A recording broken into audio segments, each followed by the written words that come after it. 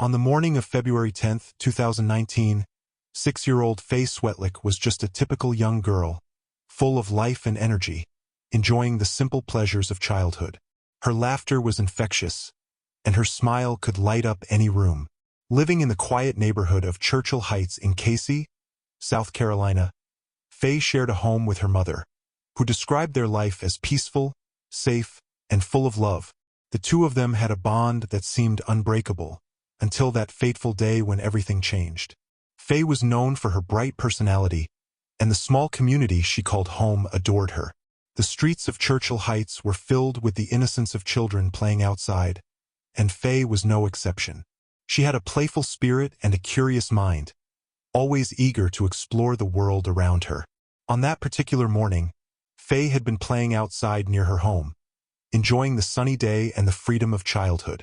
It seemed like just another normal day in the neighborhood, one that would end in laughter and joy, just like any other. But as the hours passed, something changed. When Faye's mother went outside to check on her daughter, she found that Faye was no longer where she had last seen her. Panic set in. Her heart raced as she searched the yard, hoping to see Faye's smiling face pop out from behind the bushes, thinking maybe she was just playing hide and seek. But there was nothing. Faye was nowhere to be found. It wasn't long before Faye's mother realized that her daughter was truly gone. The fear and confusion were overwhelming. Where had she gone? How could she have disappeared so quickly, without a trace? As hours went by and the sun began to set, the reality of Faye's disappearance set in. Faye's mother immediately called 911, and the search for the young girl began. At first, it seemed like a missing child case, a situation that, unfortunately, too many parents face. But as time passed, it became clear that something more sinister was at play. Neighbors, volunteers, and law enforcement officers flooded the streets of Cayce, looking for any sign of Faye. Her picture was circulated, and the word spread quickly, urging anyone with information to come forward. Yet, as the night drew closer, the search yielded no answers. The quiet neighborhood where Faye had played just hours earlier now seemed eerily still, as if the very streets were holding their breath, waiting for something, anything, that could lead to her whereabouts. The authorities began canvassing the area, knocking on doors and asking neighbors if they had seen anything unusual. The community came together, offering help, sharing information, and hoping for any lead, no matter how small. They held out hope that Faye would be found safe and sound. But as the days passed, the reality of the situation began to sink in. A missing child case quickly transformed into something far more dire. There were no immediate leads, no suspects, and no clear explanations. The mystery of Faye Swetlik's disappearance would grow more complex and more terrifying with each passing moment. The search would soon become a race against time, with every second that ticked by making it harder for her to be found alive. Faye's family, especially her mother, were left reeling from the devastating realization that their worst nightmare had come true. The small community, once known for its quiet streets and family-friendly atmosphere, was now grappling with the unthinkable: the disappearance of a little girl whose life had barely just begun. As soon as Faye Swetlik's mother realized her daughter was missing, the overwhelming panic and fear gripped her. The silence that had filled the air just moments earlier was now replaced by a rush of frantic thoughts. In that moment, her only instinct was to act. With trembling hands, she immediately called 911, alerting authorities to her worst nightmare. Her 6-year-old daughter, Faye, was nowhere to be found. Within moments, law enforcement swarmed the neighborhood, and a massive search operation was launched. The small town of Cayce, a quiet suburb of Columbia, South Carolina, was suddenly thrust into chaos. The tight-knit community that had once been peaceful and serene now found itself in a state of panic, as everyone feared for the safety of young Faye. The search began with a sense of urgency, as officers immediately began canvassing the area, knocking on doors and questioning neighbors. Neighbors, volunteers, and law enforcement officers joined forces to comb every corner of the neighborhood. They searched backyards, streets, and nearby woods, hoping to find any sign of the little girl. K-9 units were deployed, their noses working overtime to pick up any scent that could lead to Faye. In the hours that followed, A sense of helplessness began to settle over the search. No one knew where Faye had gone, and there was no sign of struggle, no indication of where she could be.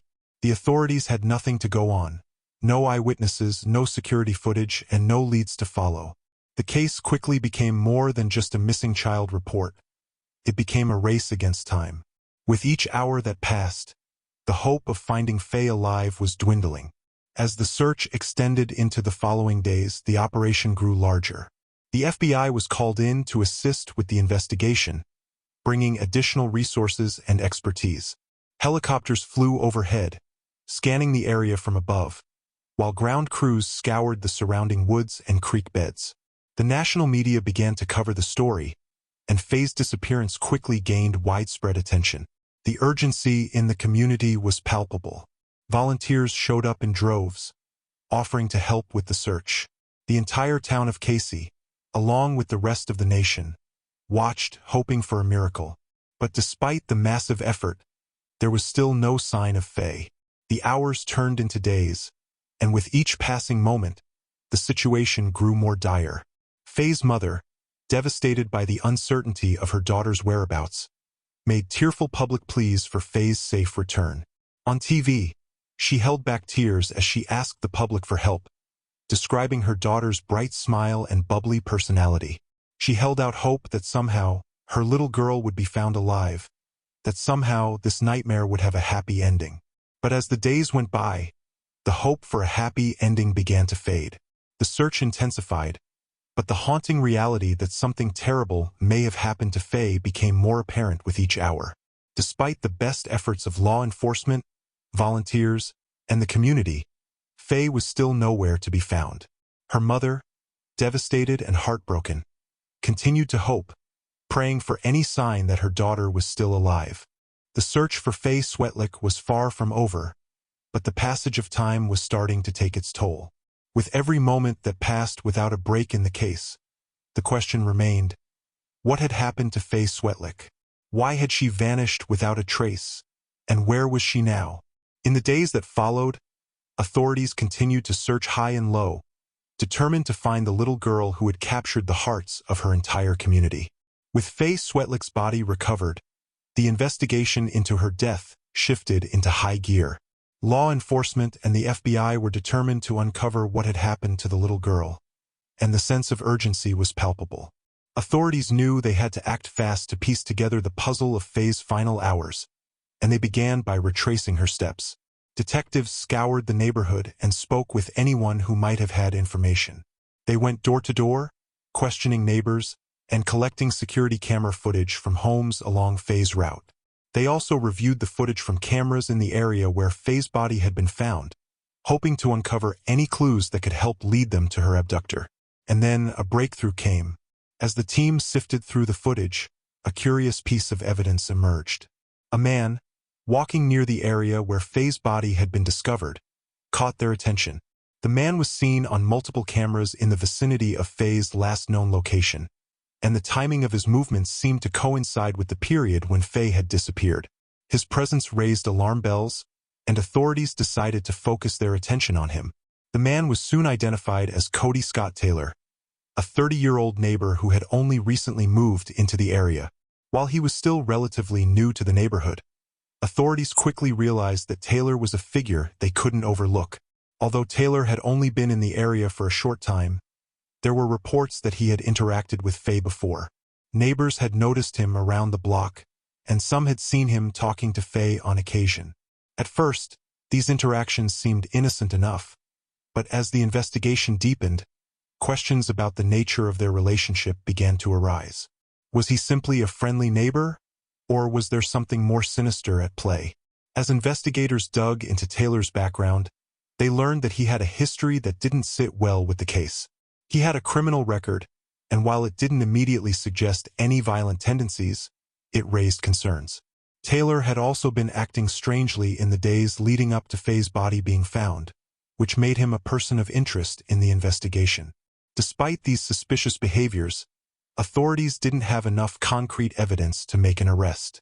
However, the fact that Taylor was seen in the vicinity of Faye's body, along with the inconsistencies in his statements, made it clear that he was someone who needed to be investigated further.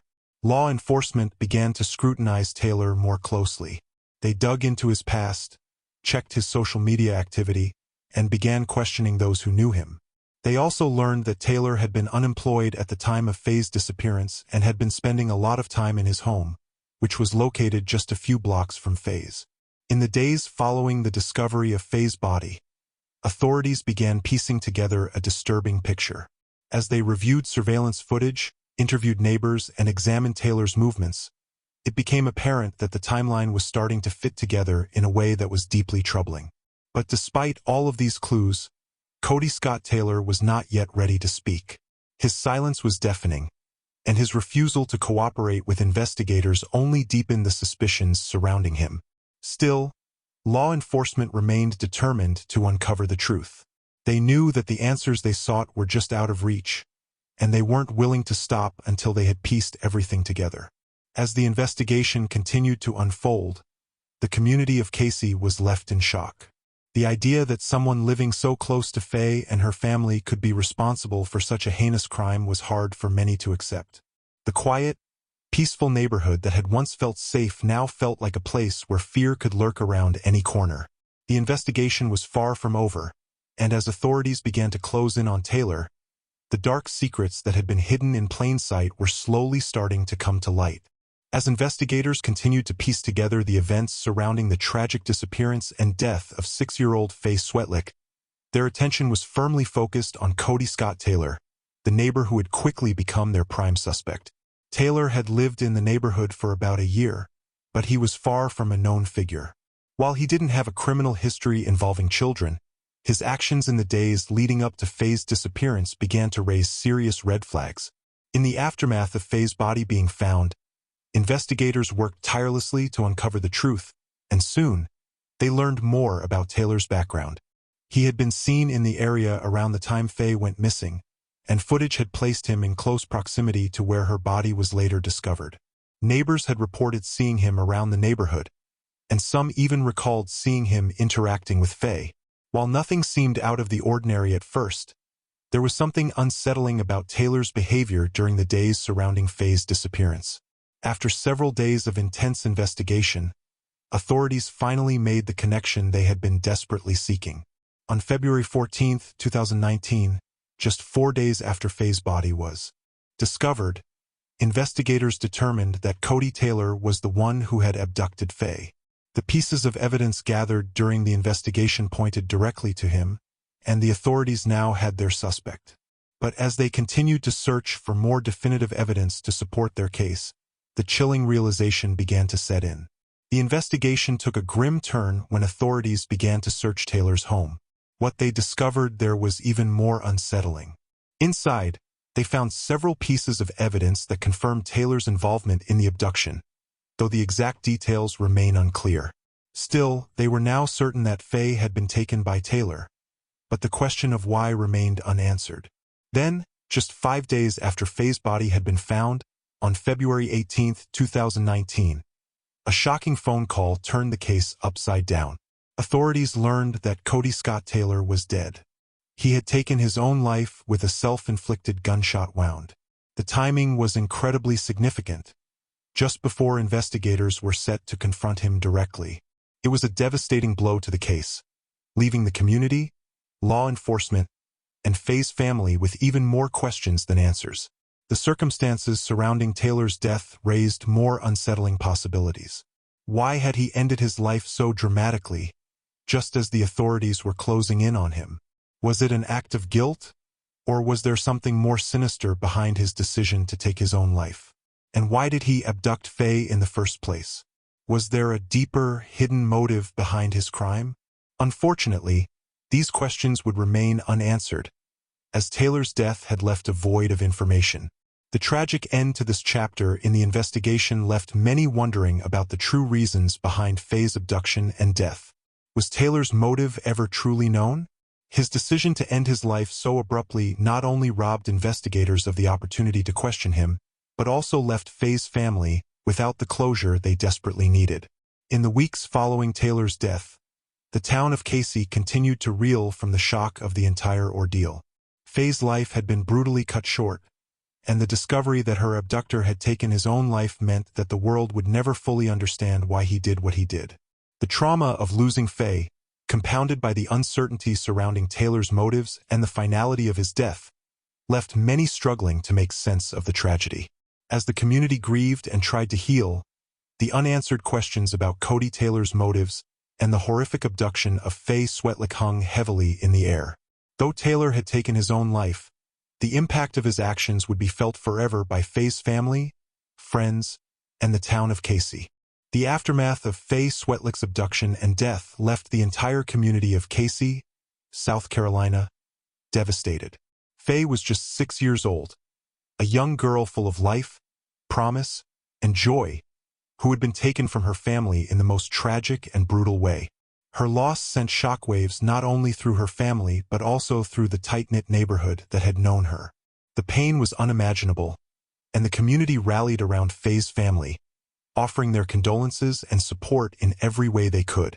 In the days following Faye's death, the town came together in a series of heartfelt memorials and candlelight vigils to honor the little girl whose life had been cut so tragically short.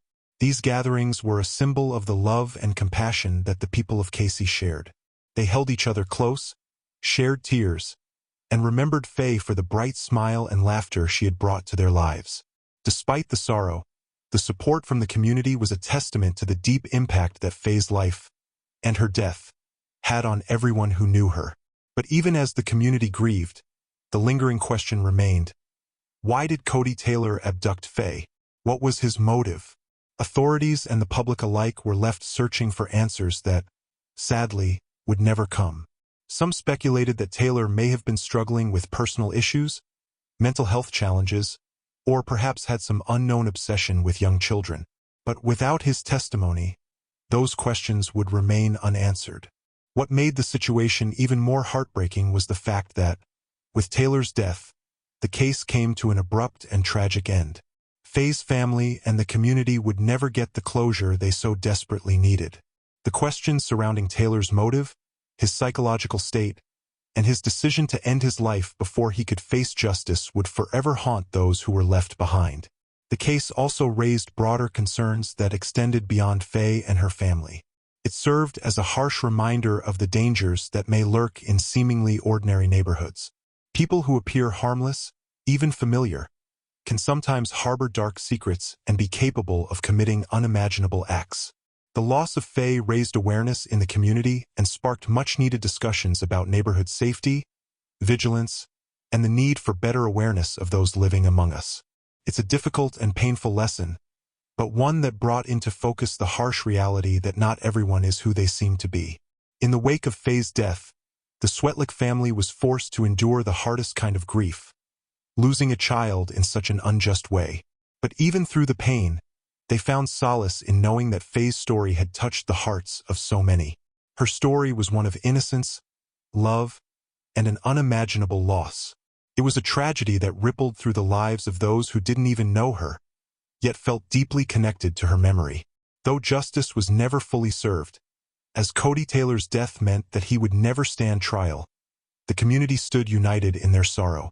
They embraced the family and ensured that Faye's life, however brief, was remembered.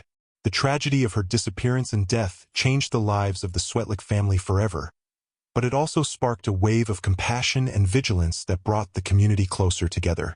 Faye's memory would live on, not just in the hearts of her family, but in the collective memory of a town that would never forget her. Though justice was elusive, Faye's spirit would remain forever in the hearts of those who loved her. The disappearance and death of Faye Swetlik is a tragic reminder that evil can sometimes hide in the most unsuspecting places. Faye, a 6-year-old girl full of life and promise, had her future stolen from her in a way no parent, no community, should ever have to experience. She was innocent, and yet her life was taken by a neighbor, someone who, in the end, never had the chance to explain why he did what he did. It's a heartbreaking truth. The people around us can sometimes harbor dark secrets, and the most trusted faces can sometimes be the ones hiding the greatest danger. For Faye's family, this reality became all too clear when they learned that their sweet girl was taken by someone who had been living right in their own neighborhood. Faye's case serves as a sobering reminder to us all. It reminds us of the importance of protecting our loved ones, especially the most vulnerable among us, our children. We must be vigilant in our neighborhoods, our communities, and our own homes. We must be aware of who we trust and keep an eye on the safety of those we care about. Though Faye's life was tragically cut short, her story stands as a testament to the need for awareness and action in the face of danger. Rest in peace, Faye. You will never be forgotten. Your light, your innocence, and the joy you brought into the world will live on in the hearts of those who loved you and in the memory of those whose lives were touched by your story.